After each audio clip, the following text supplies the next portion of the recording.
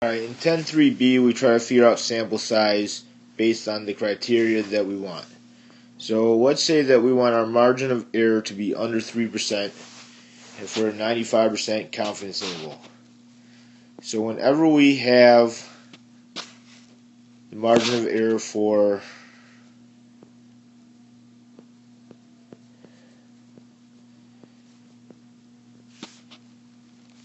any proportion, is going to be this. So for a 95% confidence interval, that's 1.96. And we don't know what n is, that's what we're trying to find out. And we want this to be less than 0.03. So when we do this, we're going to multiply by 0.5 and 0.5. Because the highest that the variance can be and the standard deviation can be is if it's 50-50. So what we have here is I'm going to multiply 1.96 times the square root of 0.5 times 0.5 and multiply the square root of n on the other side.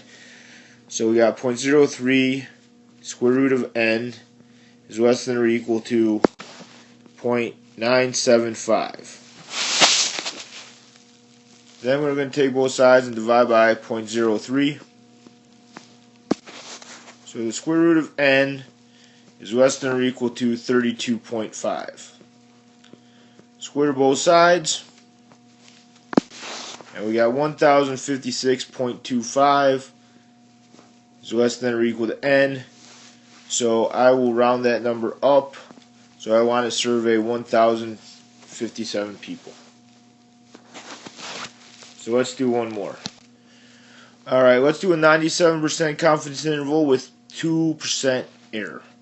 So because this number went up and this number went down, we should need more people because I'm going to be more confident and less error.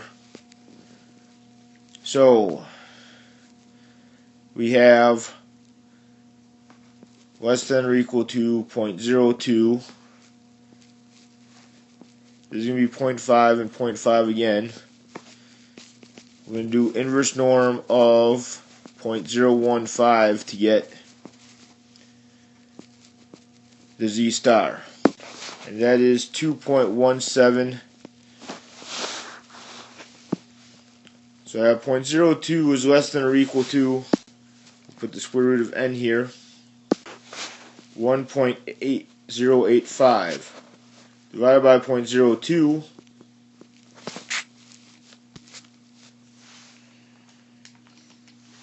and we get the square root of n is greater than 54.25.